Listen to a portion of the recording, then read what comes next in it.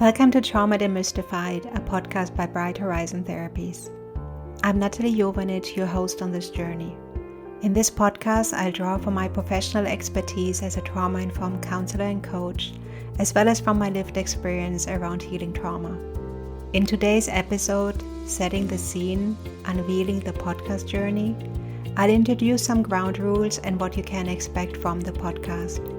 Furthermore, you will get to know me a bit better, and I'll give you some ideas what trauma is and how recovery looks like. One thing I would like you to remember is that healing is possible and that you're not alone in that. So tune in and let's embark on this journey together. I'm aware that we are touching on a complex topic, and I want to give you some ground rules because I don't know you and I don't necessarily see what's happening for you while you're listening to the podcast. The first ground rule is take care of yourself. If you notice that you have heightened emotions while listening to the podcast, please take a break, take a sip of water, go for a walk, and do some activities to ground yourself. Throughout the podcast, I will share theories and concepts, and I hope that they might resonate with you. However, I would also invite you to use them to reflect on your own experience. And I would also ask you to take what resonates and leave the rest. All of us have a different healing journey, and some of what I share may resonate with you, and some of what I share may not at all resonate with you. And so really listen to yourself and respect your own boundaries. The episodes will build on each other so that you can deepen your knowledge about trauma and recovery. So today I will just put some service information out there, and then over time we will dig deeper. I also invite you to ask a mental health professional in your area if you notice disturbing emotions or anything like that, and please stop listening to the podcast if this were the case. So what can you expect from Trauma Demystified? First of all, I hope that the podcast Trauma Demystified helps you on your healing journey and gives you a better understanding about trauma and recovery. I will share concepts and theories, expert insights, and tools and knowledge I gained on my own healing journey, and also knowledge I gained by witnessing the counter stories of my clients. Throughout the podcast, we will explore the various aspects of trauma and the potential pathways to recovery and healing. Since recovery is rather an inner process than a rational understanding, I'll also invite you to reflect on your own life throughout the podcast.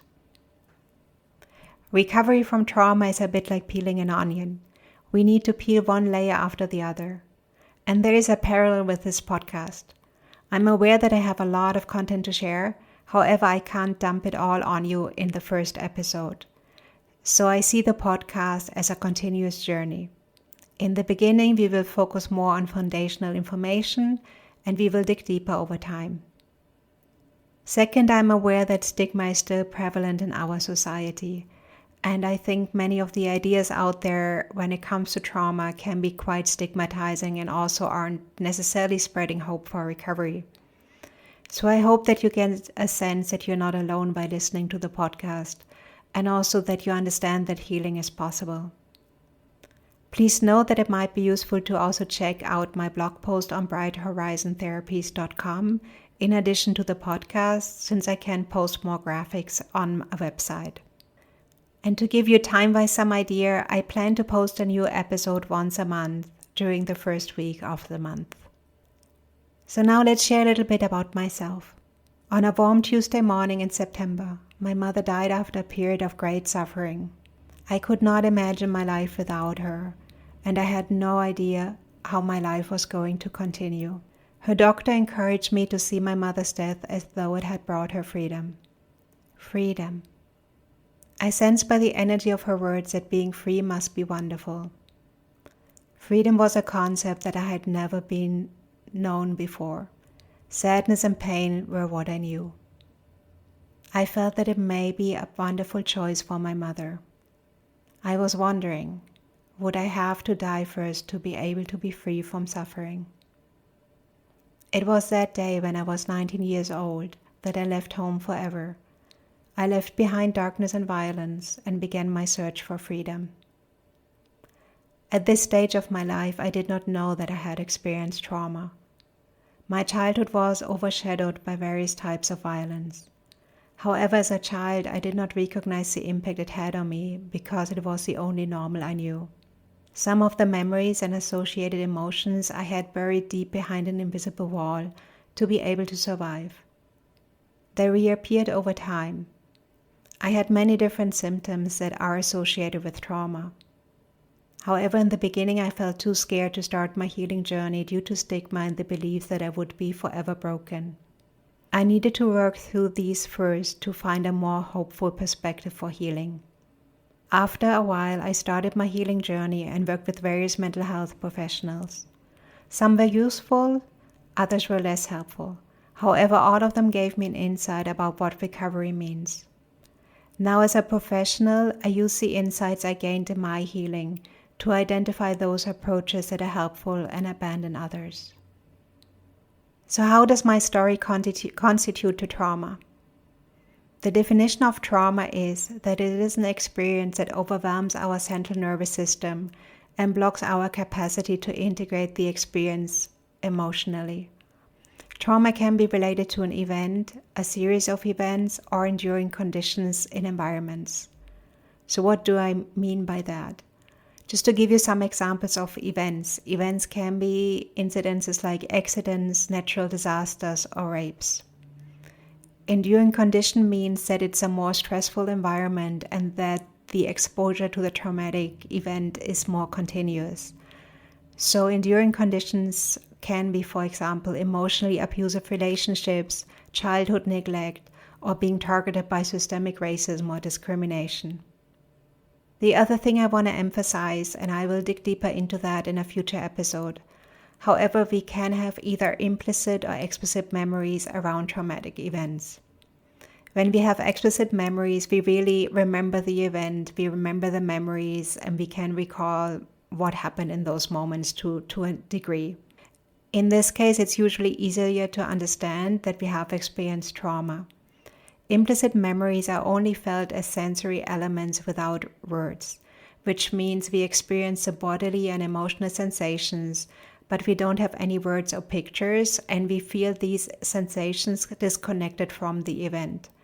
In this case, it's much harder to make sense out of our experience, and it's often more confusing to go through it and to really reconnect it to what happened to us in the past.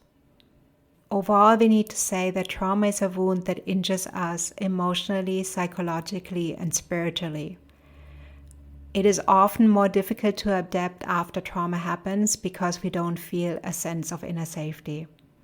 And very often our reactions become more automatic and more instinctual. So how do we become traumatized?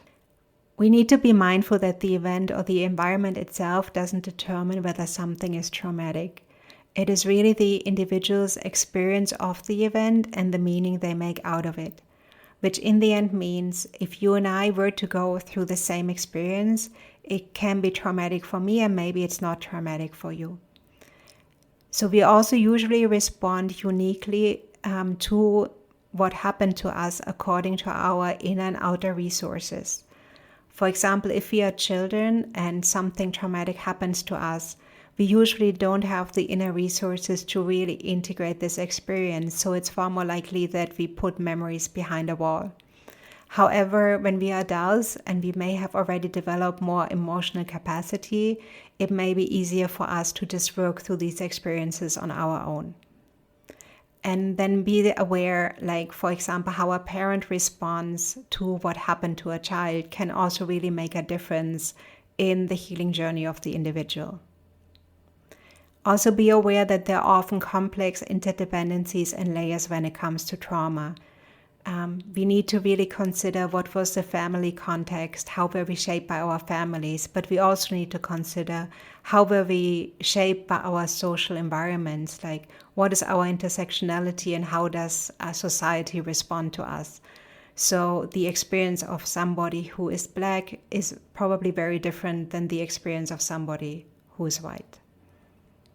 Another way how we can look at trauma is really that we start to categorize it.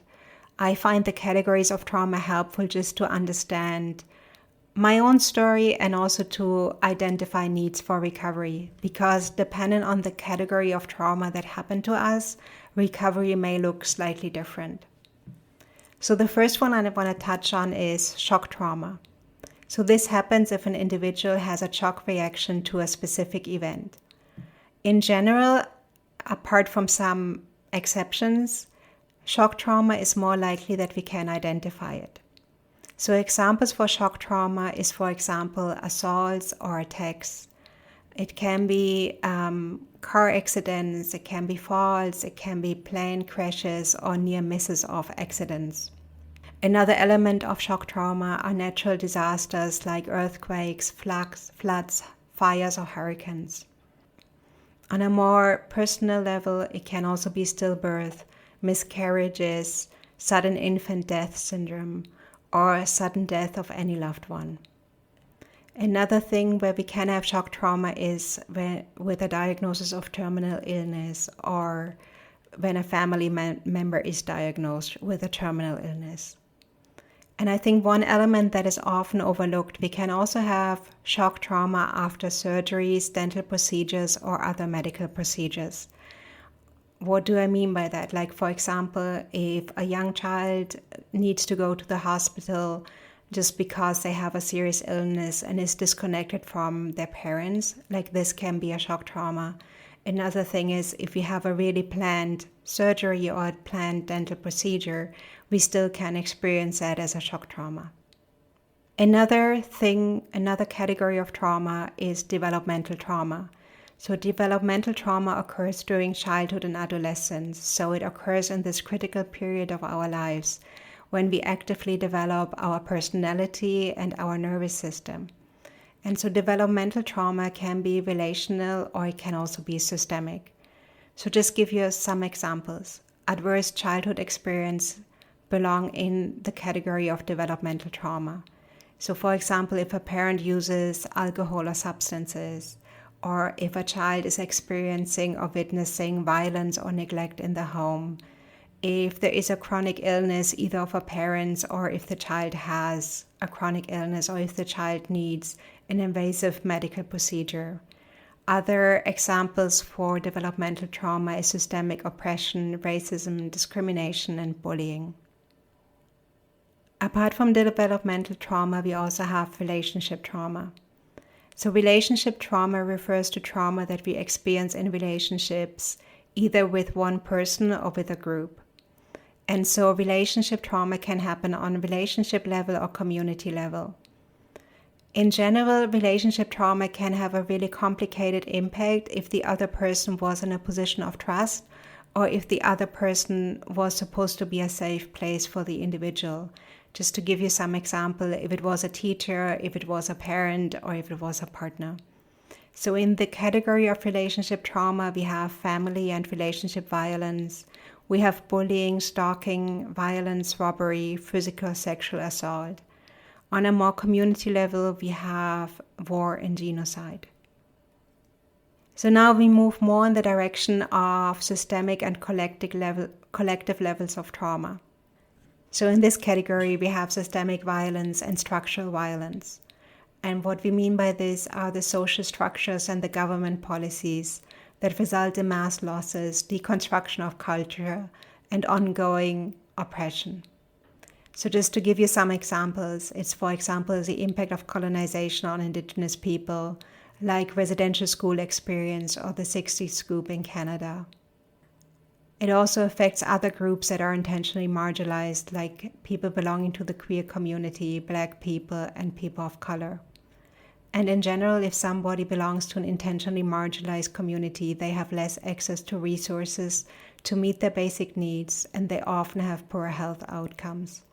And while the dynamics of racism and oppression are not okay, they're still very prevalent in our society. And so we need to be aware that recovery, on one hand, recovery means that to work with the trauma, but also on how to find ways to protect the individual from further trauma, because before society doesn't change, the life of the individual will still be exposed to these dynamics of oppression. Sustained community-based traumatic stress refers to a form of psychological distress or trauma that affects an entire community or groups of individuals over an extended period of times.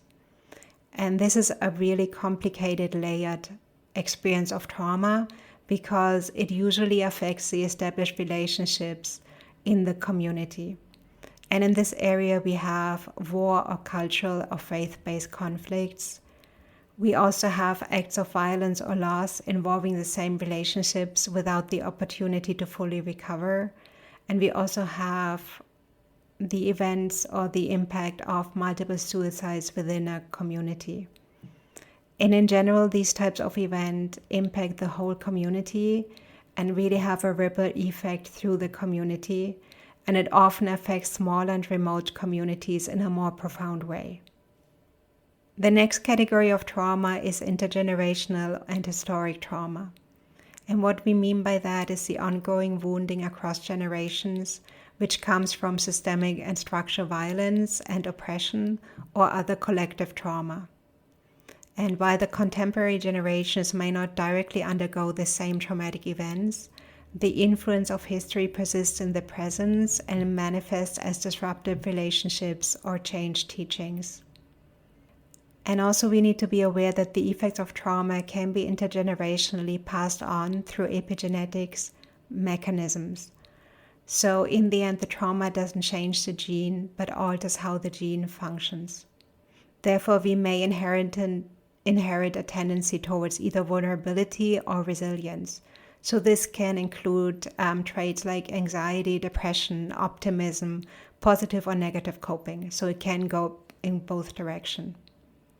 So when it comes to these categories of trauma, and if I look at my own life, I was exposed to mainly developmental and relationship trauma as well as systemic violence. And to some degree, there is historic trauma in my family because my mother and her parents lived through the Second World War and they were exposed to bombings and other things that happened to them and they had to flee. So all of this likely affected their mental health. And I would also say they lived with unresolved trauma. And this likely also led to the disrupted relationships in our family. So as a takeaway from this is really be mindful that trauma is relative and that the individual experience matters. We can have implicit or explicit memories of trauma, and the categories of trauma can help us identify and label what happened to us and define the needs for recovery. So another trait of trauma is that we often recognize trauma by the symptoms we are having instead of the memories. As I said before, very often we only have implicit memories. And so we may see the symptoms, but we may not really have all the understanding of what happened to us so that the symptoms show up. So before I jump into the different symptoms, I want to say that the knowledge around trauma is constantly evolving. And the field of psychology is slowly moving from the medical system to a trauma-informed system. The problem with the medical system is that it always comes from a perspective of what's wrong with you. So it looks at the client and their symptoms and tells them what's wrong with them. And this perspective really contributes to stigmatization. And it also doesn't acknowledge that the symptoms of trauma are usually adaptive coping mechanism to what happened to an individual. So we need to be mindful that in the past, the medical system really contributed to stigmatizing an individual. And so the trauma-informed perspective looks at symptoms from the perspective of what has happened to you and explains symptoms as a result of the trauma an individual has experienced. So I want to emphasize that if I read through the list of symptoms, it doesn't say that there's something wrong with you. I would really invite you to see them as adaptive coping skills due to a traumatic past or strategies that help you to regulate a dysregulated nervous system. So recovery means that we are slowly working to navigate the symptoms and find healthier strategies. So here are the symptoms of trauma. Like for some people, it can be depression, anxiety, fear. For others, it may be anger, irritability, mood swings, decreased interest, problems with concentration. For some people, it can be insomnia. I'm often noticing guilt, shame, and self-blame. For some people, it can be hopelessness, but also social anxiety or panic attacks. And what is very common that people either have overwhelming emotions or that they're numbing their emotions. And sometimes they can be in the constant swing between numbing and overwhelming emotions. Another symptom of trauma is the dysregulation of our nervous system. So we are constantly in hyperarousal and hypoarousal, which is also connected with the fight, flight, freeze, and fawn response. And I will dig deeper into that in our next podcast, because I think it's important to understand that. But the thing is, first of all, there's nothing wrong to have fight, flight, freeze, or fawn responses. Some of it is really our natural response as a human being. If you have experienced trauma, we tend to stay in these states for very long, or we may even be stuck in one of those states. So just be mindful that it all exists on a spectrum.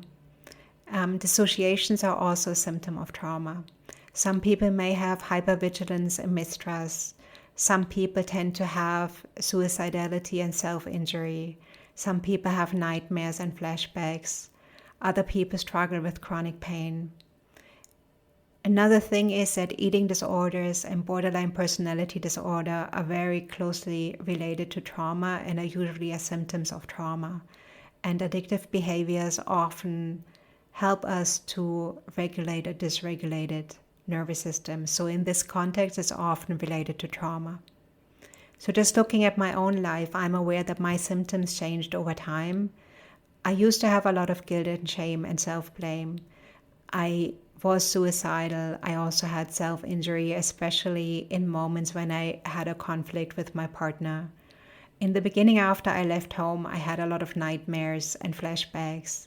I had a dysregulated nervous system, and I think in the beginning, I was more going between overwhelming emotions and numbing, and over time, it went more into numbing.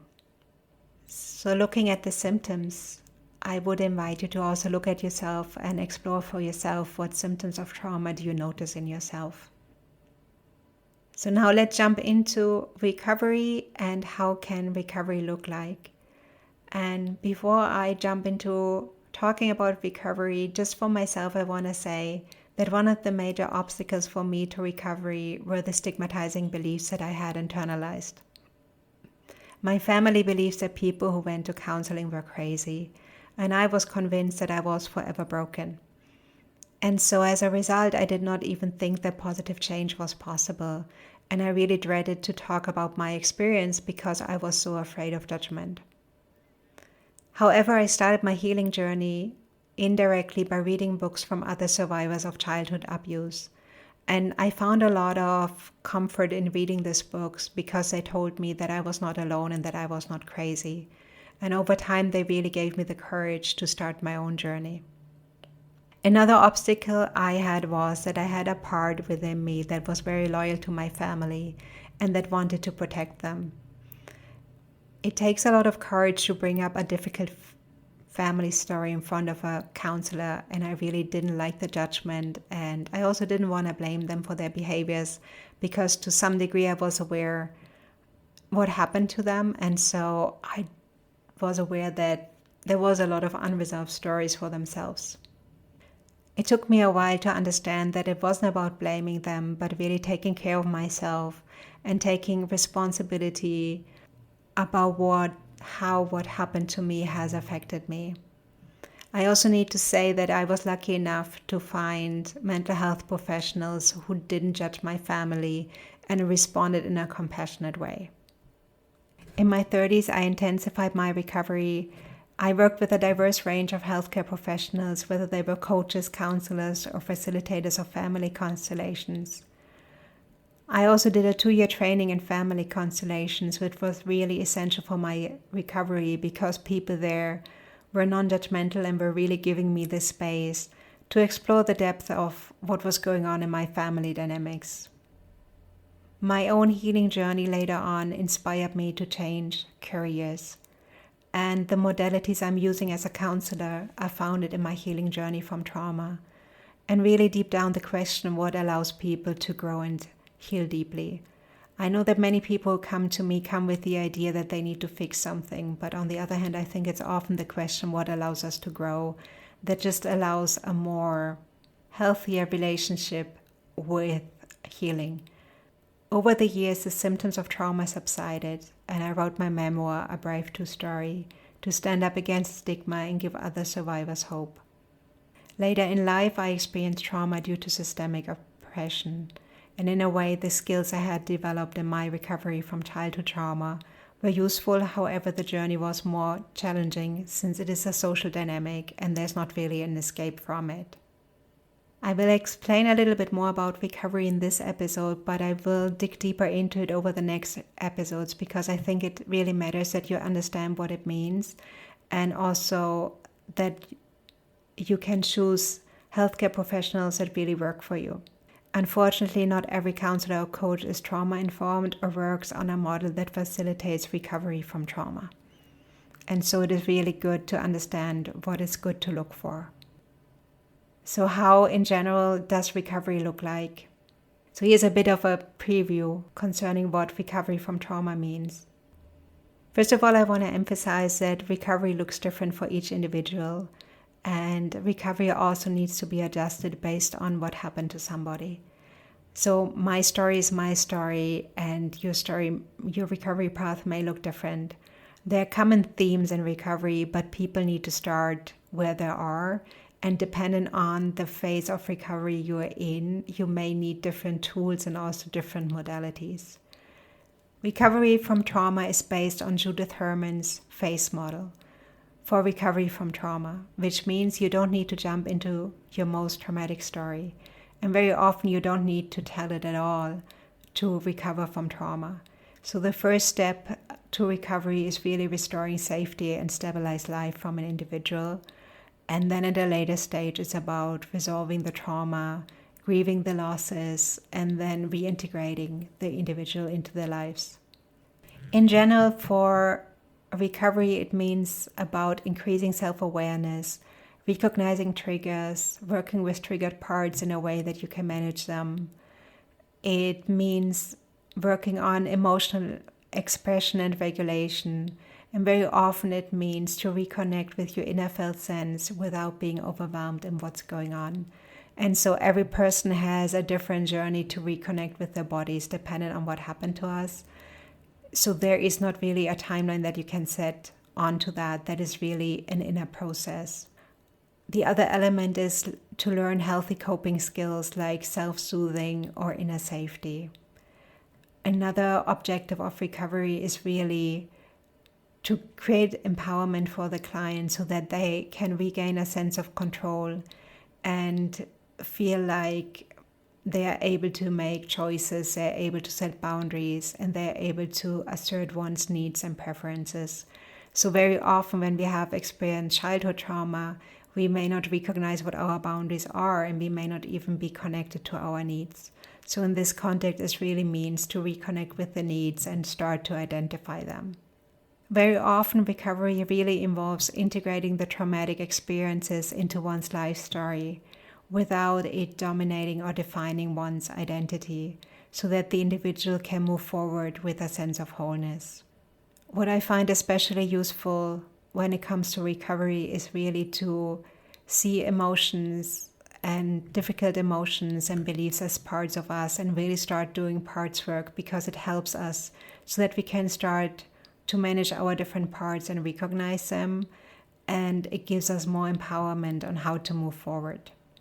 I know it may sound weird. I will go a bit deeper into parts work in the future, because for me it is a central element of recovery from trauma, especially if an individual has experienced developmental trauma. What I want to emphasize is really the importance of connections for resilience and recovery. Though we need to be mindful that these connections need to be supportive and healthy.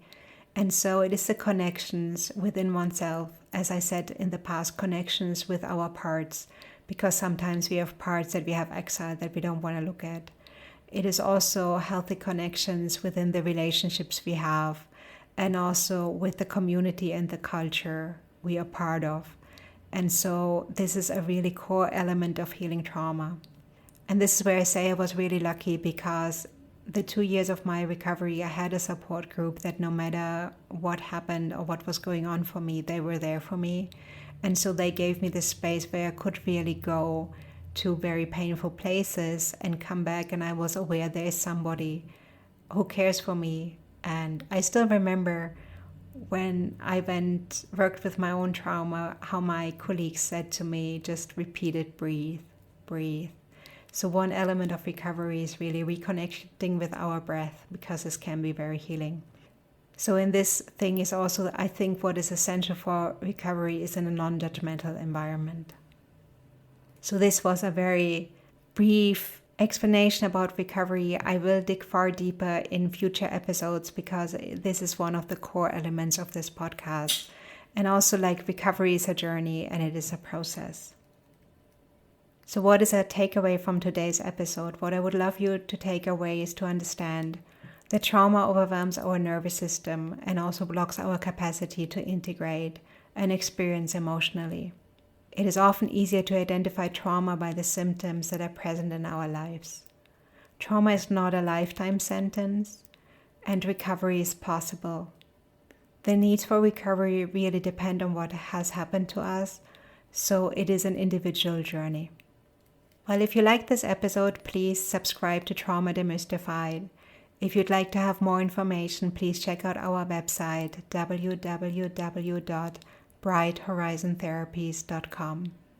If you want to find out more about my healing journey, you can find my memoir, A Brave True Story, a transformational memoir about healing family ties and relationships, on Amazon.com or Amazon.ca. I will publish the next episode in the first week of October. In this episode, I will explore the window of tolerance and its importance for the recovery from trauma. And so I'm looking forward to hanging out with you soon, and I hope you have a beautiful time.